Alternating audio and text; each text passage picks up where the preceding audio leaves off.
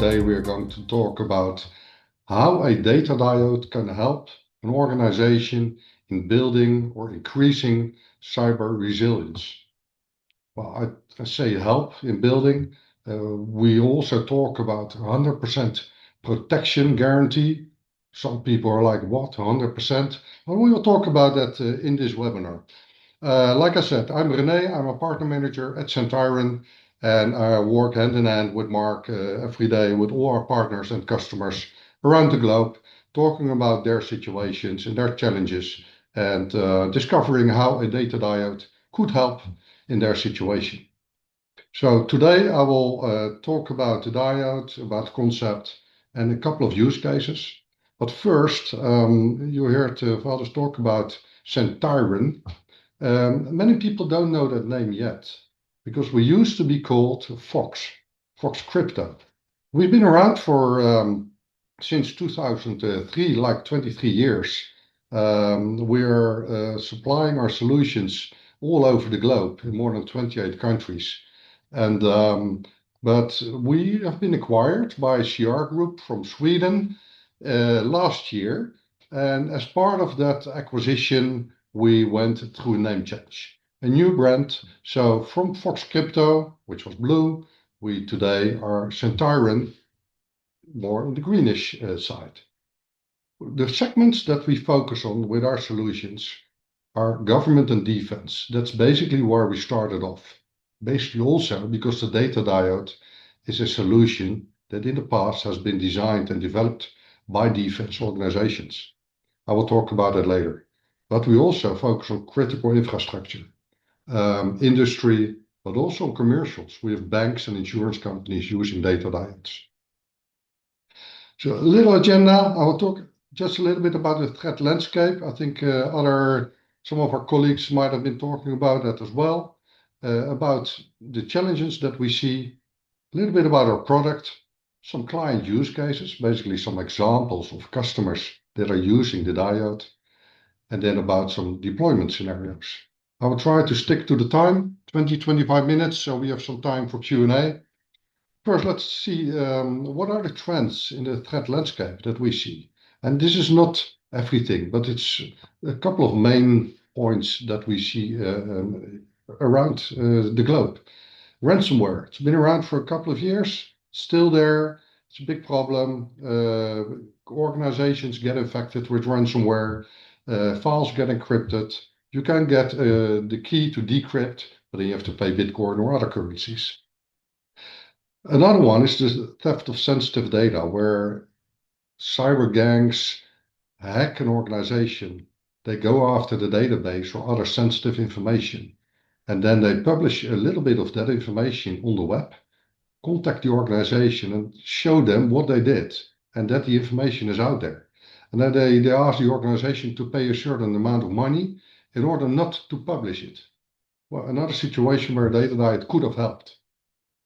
Attacks on critical infrastructure. Well, we see that more and more, where organizations hack power plants or other train systems, for instance. It's becoming a big problem. A lot of times, those hacks have been done or are being done by state aggressors. Think about North Korea, China. Well, we all know the countries that are very active in this. Problem is, they have a lot of knowledge. They have people that do this as a daily job. They go to the office at 9 in the morning till 5 in the evening, hacking around the globe, hacking other nation states. And they have plenty of money to pay those people. So they have thousands of people hacking other states around the globe. Big problem. And also supply chain breaches. So you can secure your organization, but everybody is working with external companies and suppliers. If they didn't take care of that and didn't secure their networks, basically, then that's a threat for you as well. And that's a big topic in the NIST regulation, for instance, where you really have to take care of that situation, where you also make sure that you're protected and that your suppliers are protected.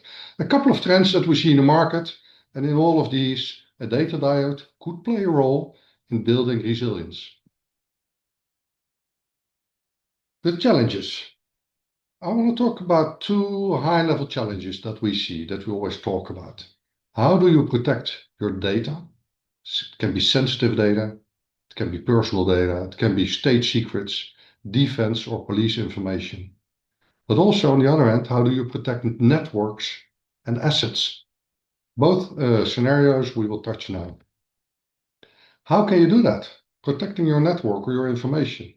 Well, a first solution is an air gap. So on the left-hand side, you have the black network, the network that's connected to the internet.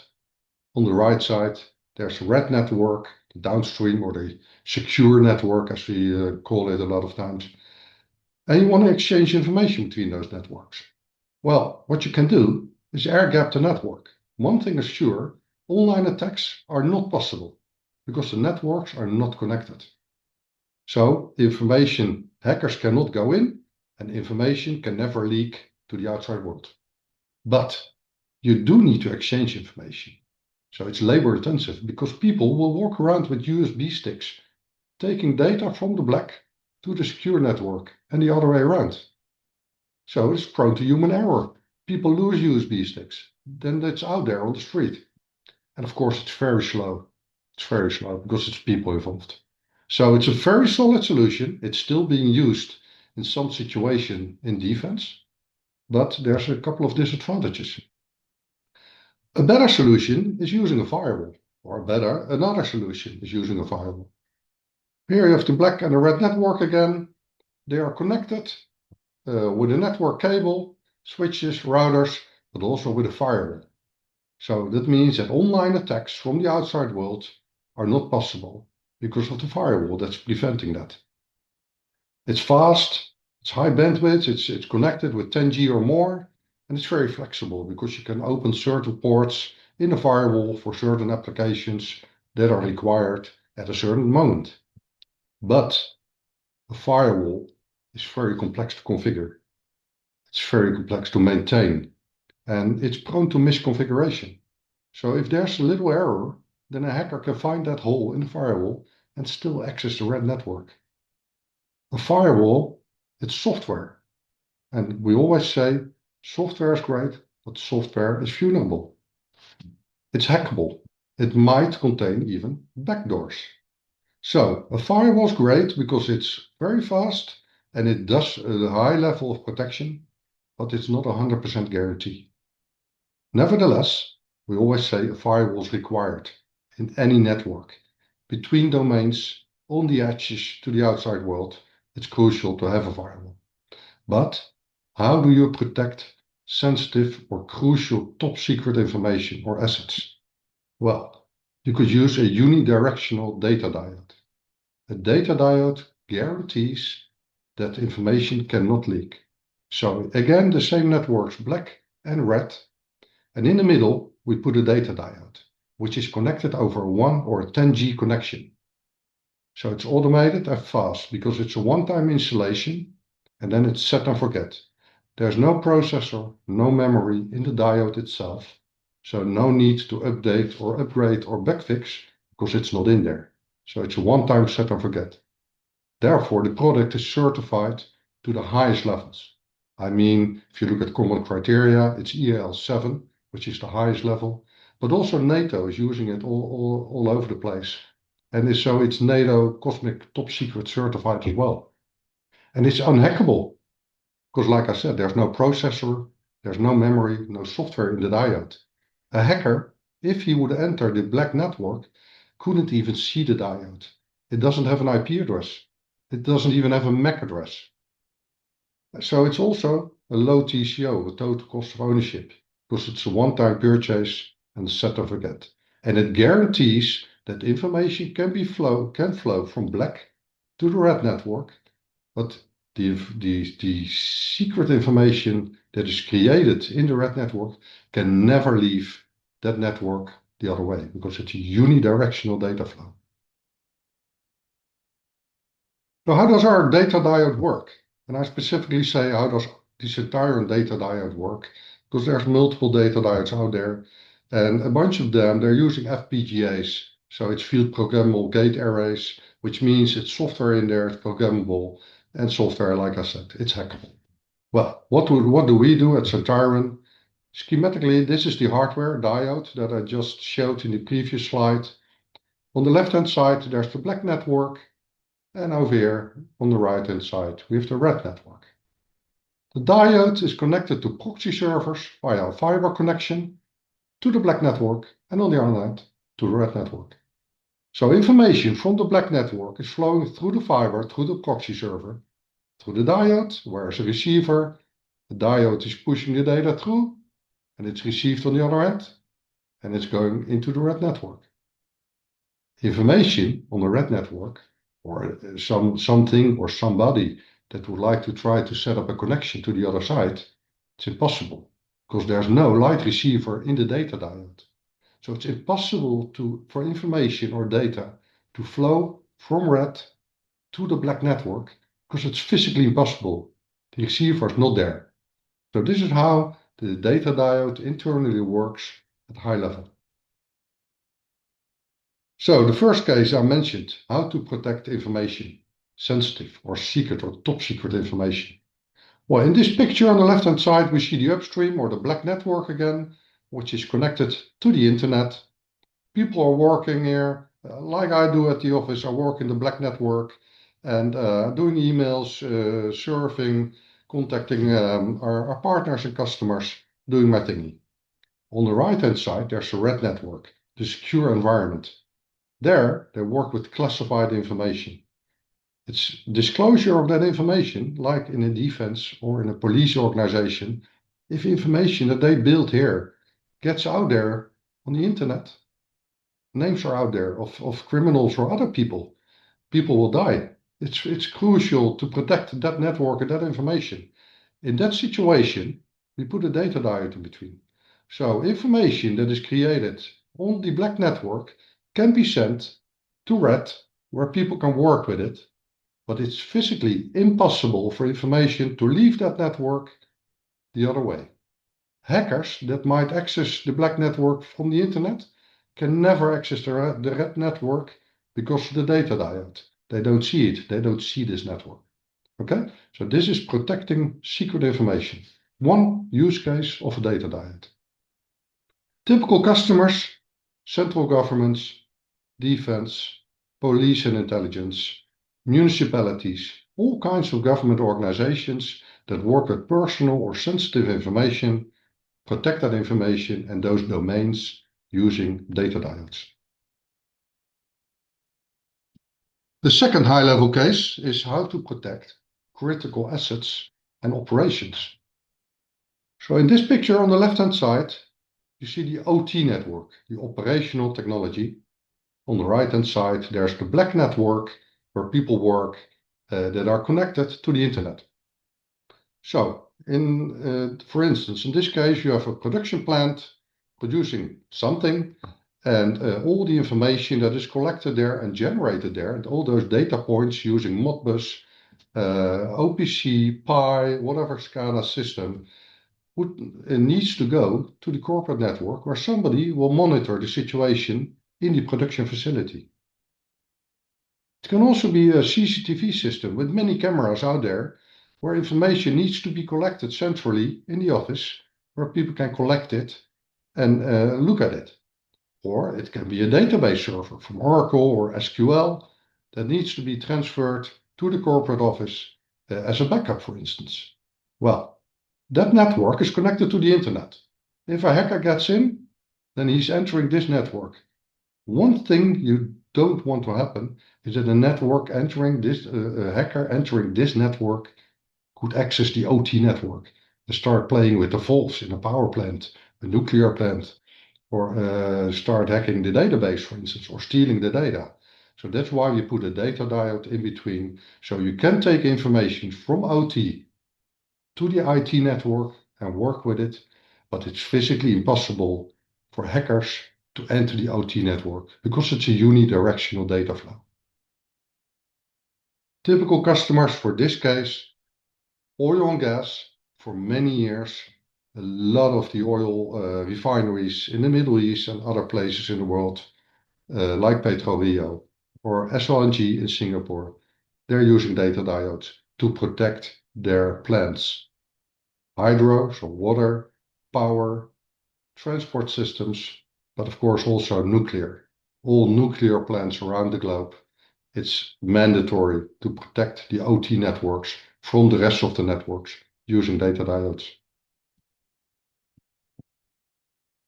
So we talked about two use cases, protecting data or secrets and protecting the OT environment. In both cases, a data diode can help.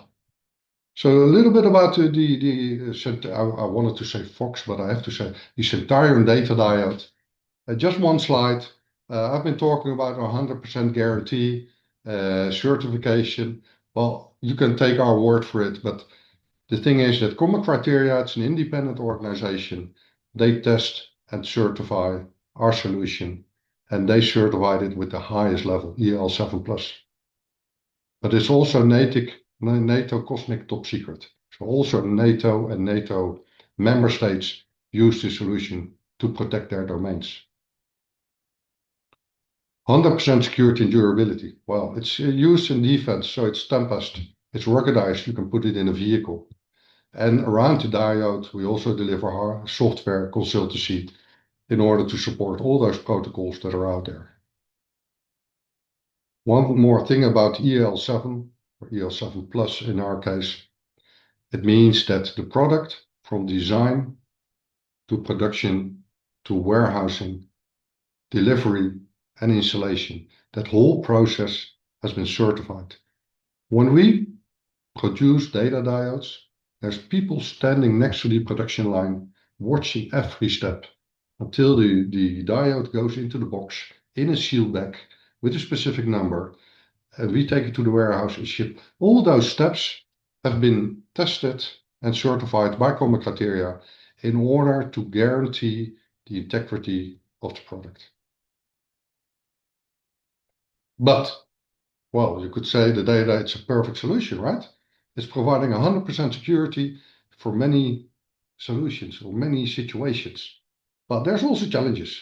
I mean, it's almost too good to be true, of course. Well, if you put a data diode in a network, between two networks or between a couple of domains, yes, data will flow only in one direction. That's a guarantee. But many protocols these days, like TCP/IP and others, you need handshakes. So you need 2 or 3-way communication. That's not possible with a diode. So how do we deal with that? How do you assure data integrity? So how do you know that the data that you've been sending through the diode arrived well on the other side in the secure network? How do you manage the flow control? So to do error correction and stuff like that. Well, to do that, we introduce proxy servers. So the diode in this picture is in the middle. It's a 1 or a 10G ruggedized diode. It's a 1U device, and it's connected with fiber connections to a proxy server, which is also a 1U Dell in our case. It can also be an HP or another x86 machine. The proxy server is connected with Ethernet to the upstream or the black or insecure network, which is connected to the internet. So on the upstream network, nothing has to change because this connection is 2-way communication, as always. The proxy server makes sure it can communicate with the diode and pushes the information through to the downstream proxy in the secure or the red network. And here, this proxy server is making the data available again for the people in the red network. So even though this is a one-way connection, it's unidirectional, using proxy servers, we can make sure that people in the upstream and the downstream network don't notice and can do their thing as they're used to. As you can see, this is a 3U solution in a 19-inch rack. Some organizations, they have limited space or it's very costly. So that's why we introduced this entire data diode Endian. It's a 1U solution. Here in the heart of the unit, you can see the actual data diode. And on the left and the right hand side, there's internal proxy servers. It's NUCs. So they're way smaller. And by using those NUCs, we could design a 1U 19-inch rack data diode. So it's saving 2U in a rack. We call it the Endian, and it's a 1G solution, so 1 gigabit per second. It's not available as a 10 gig, then we should use the ruggedized solution. The unit as a whole is not EL7 certified, but The core of the solution, the actual data diode, this is the EL7 certified product that you also see in the ruggedized version. So there's a 3U solution, and for industry or OT environment where space can be a problem, the Indian 1U solution is there. So on the proxy servers, we run software, Sentyron software. We have two flavors. The first one is the data diode core software, which is available for Linux or Windows with the UI. And standard, it supports TCP and UDP streams. So if you want to transfer files or emails or stuff like that, or video streams over UDP, that can be done using the core software. It's very flexible. So using scripting and all kinds of other tools that are out there, you can send all kinds of information over the diode, even though it's a unidirectional connection. In some situations, an organization is not that tech savvy and they don't want to use Linux and do scripting and all that kind of stuff. They want a turnkey solution. That's possible. That's the data diode appliance. It supports all the TCP, UDP, file transfer, and other protocols that we offer, and they are already predefined in the software. So it's a Linux-based solution with a user interface where the customer only has to configure the IP addresses and things like that, and they're up and running. So they don't have to touch a Linux system. It's a full package, including Linux, all libraries, the Sentyron core software, and the UI. So it's a set and forget solution. It's less flexible because it is as it is, where the core software is flexible and customers can engineer on it. Yeah, some clients, what's the time? 51, okay. Some client use cases, the Transport of London, using the Sentyron data diodes for a long time. The challenge they had is their signaling systems. It's needed to be segmented in over 20 networks, and they wanted to extract the information from the signaling systems in order for people in the control room to see what's going on in the underground. Well, it had to apply to regulatory compliance. So we spoke to them and we offered the data diode and designed the whole solution with them. So using the data diodes, they compartmented the complete network into a lot of segments, making sure that information from the underground, which train is where, is it leaving, is it standing still, or whatever, all kinds of alarms can be extracted and sent to the office where people can monitor and act on it. At the same time, using the diodes guarantees the underground that hackers can never access the underground system and start playing with the trains. Nuclear power plants, well, we all can imagine how important regulation is there in order to protect those systems. Well, there they are using the OT networks, running the plant, and of course people in the control room need to monitor exactly what's going on. Between those networks, they're using diodes, so they can see the information, but nobody can access the actual OT network. Power grids or electricity companies, this is an example from Romania, where they're using diodes because of course they have big OT environments where they wanted to extract information, but they wanted to make sure that their networks were protected from hackers from nation states, because they had experience with that, where other countries started hacking their systems, and as soon as the power grid goes down, the whole country is without electricity. It's a big issue. So that's where we introduced a big number of data diodes actually, and by doing that, they are protecting their networks against nation states. The last one, an example of a European Navy. On a ship, I think there's like 12 networks with different domains, different classifications, and they needed to be protected. It needs to be protected in two ways. So the domains, so a lower and a higher classified domain cannot be in contact with each other, so they put a data diode in between. But also the networks on the ship, you need to protect it from people outside. So because as soon as the ship reaches the shore, hackers over there, they try to hack the ship, try to enter the networks. Data diodes are protecting that. So all those ships out there, they're using many data diodes in order to protect the networks and also from the outside world. One of the reasons they can use that is because the product that we deliver is NATO certified and also EL7 certified. That's a crucial selling point for these types of customers. These were client use cases. We also have a lot of deployment scenarios, as we call it, where we have pictures of situations like file transfer or Splunk replication or database replication. All kinds of scenarios that we see with customers around the globe. We've collected in one deck, and we always use that with our partners and customers to discuss their specific solution. We don't have the time today to dive into that, but hopefully we can meet during the roadshow in March in person where we can discuss your specific case and we can go through those cases and discuss your specific situation and see if a diode can help you in building resilience for your situation. Thank you for now. Hope to meet you during the roadshow in March, and I hope we still have a couple of minutes left for some Q&A. Thank you, Rene. Right on time. We have a few questions for you. We still have time left. So Vidmantas is asking, can the data diode be used to update Office 2024 and Trellix? So you're asking if it's possible to use send updates files over the diode? I believe so, yes. Yeah. I see Yeah. Mark So was trying to answer, but the answer is not finished yet. So if you could say it out, that would be wonderful. So we have, I like the question because what I did not touch in the presentation is the additional piece of software that we offer. It's called replicators.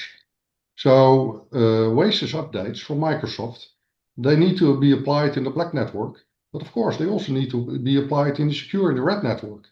So we offer a replicator sitting in the black network, which talks to the Oasis server. It takes the Oasis updates and makes sure we can transfer it over the data diode to the red network, where the updates can be deployed to the workstations. That's one. The other one is Trellix.